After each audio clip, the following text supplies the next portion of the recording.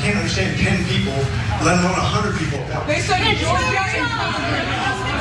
budget, not the president. And you are doing us a disservice to set that down and not stand up for us. And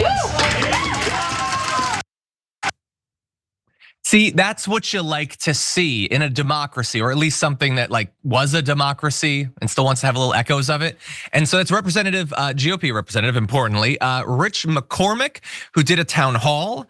And there you saw that people aren't happy about what they're seeing. They're saying they want a president. They don't want a king. They don't like the fact that the government is being dismantled, that all these programs and spending that they rely on are being cut.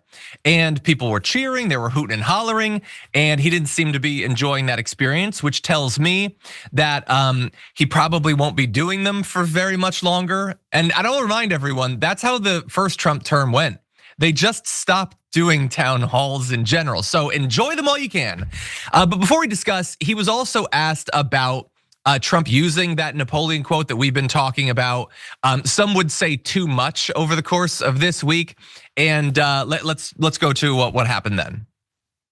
Tyranny is rising in the White House, and a man has declared himself our king.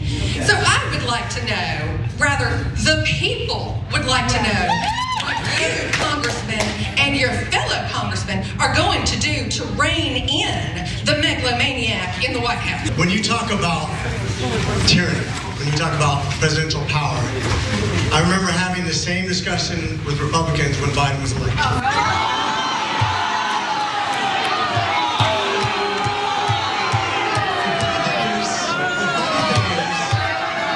The funny thing is, you're sitting here and a lot of you would probably say those January 6s who are yelling just as loud as you. So he's got some constituents, let's be clear about this, that went to a town hall to talk to him. And they're saying, we've seen Donald Trump come in, he's firing people illegally, he's not complying with court orders, he's literally calling himself a king. He's using that Napoleon quote that he's above the law, which in Trump's defense, the Supreme Court basically seems to agree with him on. He's doing all these things. And he says, you guys are being crazy. And you know how I know that? Because before, Trump's biggest fans lost their mind when Biden became president. Wait, hold on.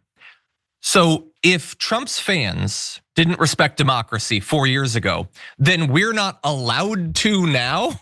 Like if Trump is being crazy now, you gotta shut up. You know why? Because Trump was also being crazy before. And that's why like, you get these guys, Rich McCormick, and he's, I don't know, 40, 50, 80 years old. I have no idea. And they dressed him up in a little suit. And so he looks like a big boy. He looks like a whole full grown adult man. But he stands up there and he gives this pathetic little, there's words that I can't use on the program. So I'm gonna have to avoid that. But what should be beneath a full grown man with functional reproductive organs to stand up there and be like, nah, you guys, you should just forget about the fact that not only has he iced out independent agencies and the judges, oh, by the way, also me, Rich McCormick, I'm basically now window dressing. He doesn't give a damn about the Senate or the House of Representatives. Even though he could get almost anything he wants from them, he's not even bothering to try. I personally think, as much as I love what many people in the audience were saying to him, they could have gone way harder and said, wait, why exactly did we send you to Congress if you're just going to willingly surrender your power to all of him? That you're just gonna sit in the corner with your tail between your legs as he takes over the power of the purse, the ability to control these independent agencies, the ability to direct spending and those sorts of things. And so he didn't like that reaction. I imagine it's only gonna get worse from here. But Daria, I wanna go to you. I've been hoping to see the sort of backlash to all of this. I think we should see a lot more of it, but what are you making of what you saw in that town hall so far? John, I was happy to see it, but like you said, I don't know how long they're gonna actually have a GOP town hall if they continue to have outbursts like that, because if there's one thing we know, Republicans do not like to take accountability, and that's just what McCormick got up there. He got a full-blown history lesson on civics, checks and balances, what the government is supposed to do, what's legal and not illegal, and I don't think he really cares. Like you said, he was kind of up there just like a puppet master and kowtowing to the wills of Donald Trump and really Elon Musk. This is also why we need the Department of Education, because if we didn't have education, people wouldn't be able to go up and sit at these town halls and tell, their congressman, their representative, what is what. So that's exactly what the GOP is trying to get rid of. And they're trying to get rid of these town halls. They're trying to get rid of these departments of education because they don't want to be called out. But I enjoyed it. This was a great lesson. I enjoyed it. I don't enjoy him as a person. Although there are some Republicans that are going a little bit stronger. They could still go miles further, but we want to give them a little bit of encouragement, positive reinforcement. So let's turn now to Representative Troy Balderson, a Republican of Ohio, who said that Trump's executive orders were getting, quote, out of control. And he said that Congress ought to decide whether to abolish entire government agencies such as the Department of Education or the United States Agency for International Development, saying Congress has to decide whether or not the Department of Education goes away, not the president, not Elon Musk. Congress decides. And I like that he said that, both because few Republicans are, and also because that's what the law and the Constitution say. It's not an opinion thing. That's what our system of government is supposed to be. Now, the part that I don't like as much is, like, he says Congress decides, but that's not what is happening right now. Congress is not deciding. You are standing on a principle, but you can't just stand. You have to do something about it. And it's tough. I know it's tough on Representative Troy Balderson. He's gonna have very few allies in the Republican caucus to actually reassert their constitutionally guaranteed role in our system. And also, and I'm gonna say this in a lower voice because if he hears this, he's probably gonna stop standing up. He's gonna be primaried and he's gonna lose his next election if he does this.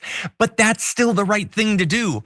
Like those lawyers that refused to dismiss the charges against Eric Adams and resigned instead. Head of Social Security that tried to stop DOGE from getting access to our information and then resigned rather than providing it. Like, it sucks to lose a job. I know the economy's in a bad place and will rapidly get into a worse one thanks to Donald Trump and the Republicans, but you still at some point, if it's a principle, you have to be willing to sacrifice for it. And so I'm glad that Troy Balderson is speaking a little bit, Daria. I hope to see much more and many more of them doing this.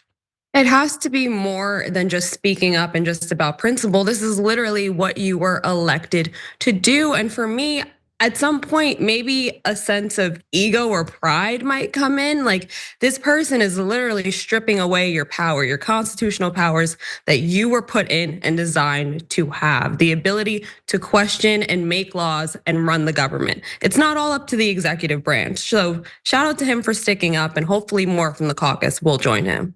Yeah, no, totally. And to the others, to the Rich McCormicks, like, again, I wish I could be more surprised that they've just been like, Trump comes in, steals all your belongings. You're just like, yes, good, you can take I was hiding some stuff over here. Would you like that, Trump?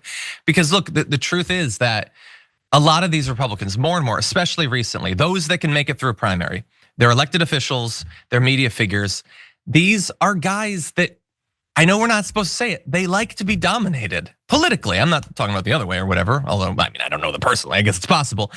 They get into office not because, like, you look at like an AOC, and it's clear that she cares about a bunch of stuff. She was doing that stuff before she ever ran for office. She was out there organizing, she was active and all that. These guys want money, effectively. They want to be paid. They want to get in good with companies so they can become lobbyists or whatever. But the thing about it is, like, they're ambitious enough to get in there and to get the money, but then what are they supposed to do? Make decisions, stand for things, risk things. That's not for these type of guys. They don't like to do that. They want to be told what to do. They want the decisions to be made for them. They want to win automatically. And so a person like Donald Trump provides that for them. They don't have to exercise power. They don't have to make choices. They just bow down to the stronger man. And that's what you're seeing out of Rich McCormick. And not all of them. Troy Balderson seems to have a bit of a spine. And the rest of them, I would love for you to prove me wrong. But unfortunately, I don't see a lot of it at this point. Members make a difference here at TYT. You help make the show happen, and we see you in the chat with your loyalty badge. Click the join button to become a member today.